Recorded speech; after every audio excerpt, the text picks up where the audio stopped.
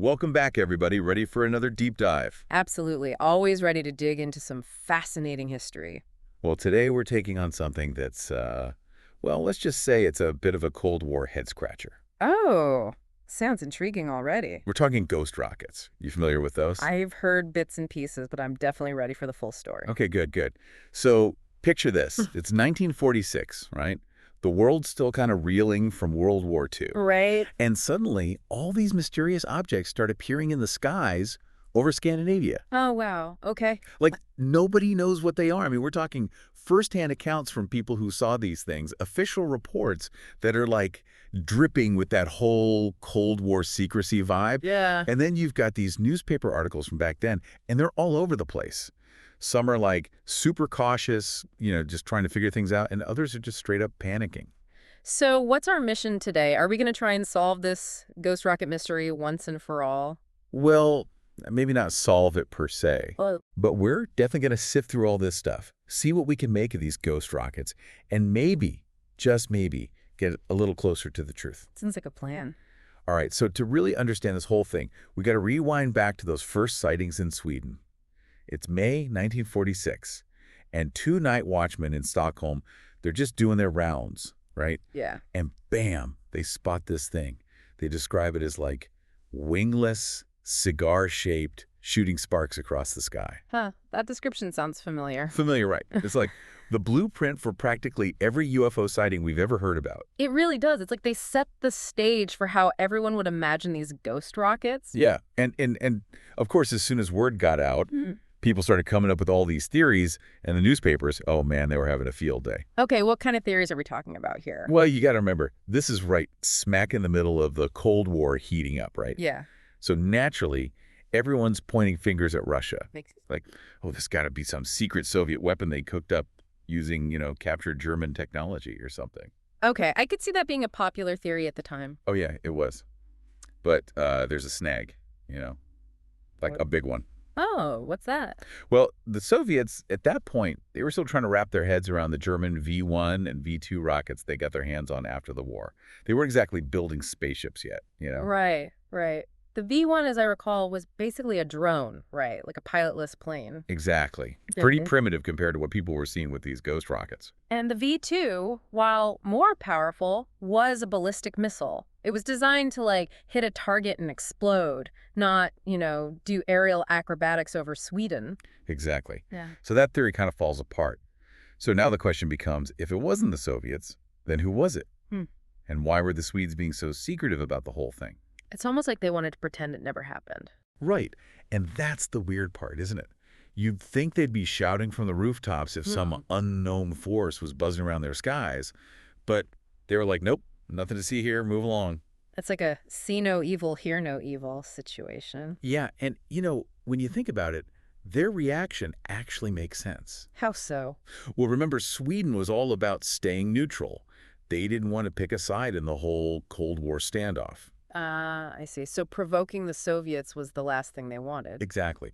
Plus, they had this idea that maybe if they just ignored it, the whole thing would just go away. Wishful thinking, perhaps. Probably. Eh. But even though they were trying to keep things hush-hush, they weren't completely ignoring it. Really? Yeah, behind the scenes, they were actually working with the British, bringing in their missile experts to look at any pieces of these ghost rockets they could find. Ah, so some secret investigations were going on. Oh, yeah, definitely. And we've got these declassified U.S. military cables that mention the Swedish Army looking into hundreds of these incidents. Hundreds? Wow, that's a lot more than just a few random sightings. Right. But here's the kicker. Even with all those investigations, they couldn't figure out what these things were made of or how they were controlled. Okay, now that's where it starts to get really strange. I know, right? Like we're talking about these advanced objects zipping around seemingly on their own and leaving behind just bits of ordinary stuff like coke and slag. It's like, what?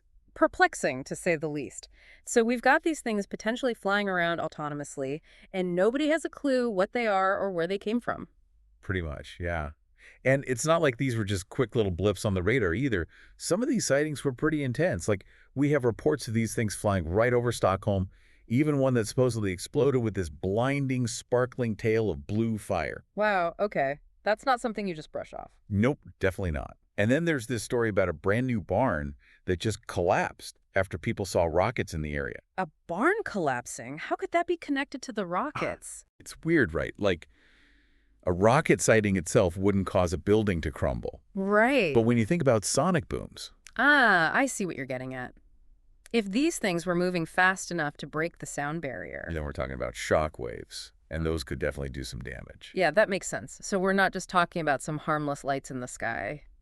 These things had some serious power behind them. Exactly. And remember, this is just the beginning of the story. We've got Swedish radar picking up these strange circular flight paths, which might mean there was a base where these things were launched from. And then you've got these sightings popping up in other places too, not just Sweden, Greece, Italy, Portugal. So it wasn't just a local phenomenon? Nope. It was like someone was putting on a show, a global one, but the question is, who was the audience and what was the message? That is the question, isn't it? And it gets even more interesting when you consider what some investigators were saying privately.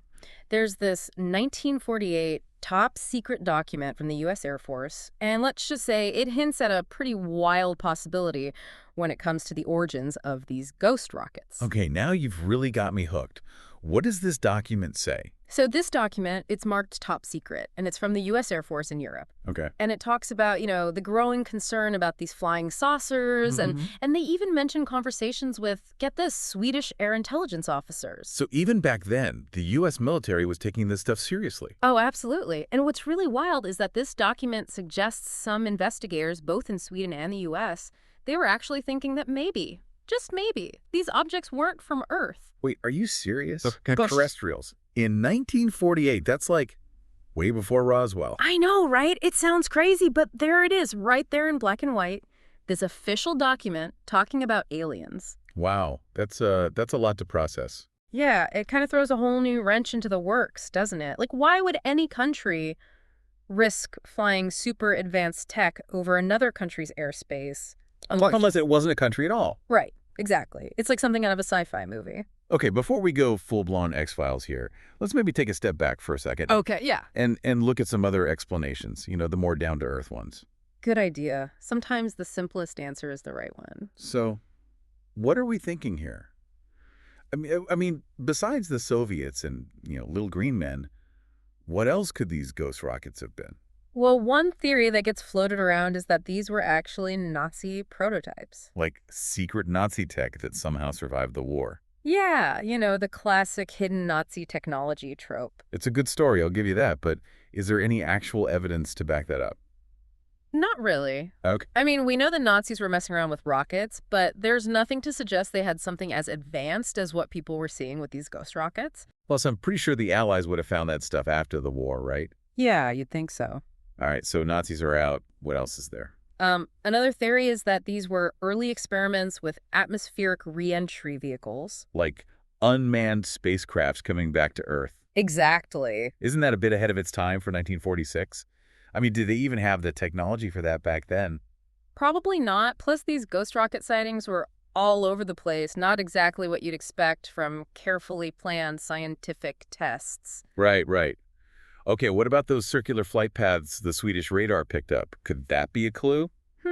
That's an interesting point. Those flight paths do suggest some kind of deliberate pattern, but we just don't have enough info to really say for sure. Okay, fair enough. So we've got all these theories, but none of them really fit perfectly, and then it's like the ghost rockets just vanish. Yeah, it is strange how they just seem to disappear right around the time the whole flying saucer craze takes off. Do you think that's just a coincidence? Hard to say. But the timing is definitely suspicious. It's like one mystery just replaced another. Like, what if the ghost rockets were a test run? Like, to see how the world would react to something really strange. Like a primer for UFOs. Yeah. Like, they were getting us ready for the idea of things we couldn't explain.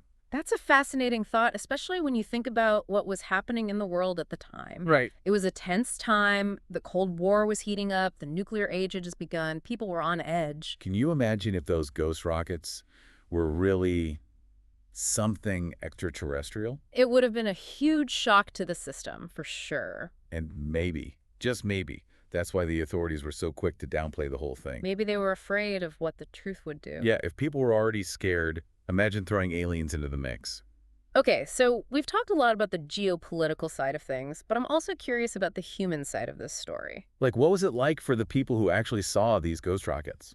Right. Imagine seeing these unexplained objects flying overhead just a few years after a devastating war. Especially for the Swedes, who had managed to stay neutral during the war. Yeah, for them it must have been really unnerving, this sudden reminder that they weren't as safe as they thought. It's like their bubble got burst. Exactly.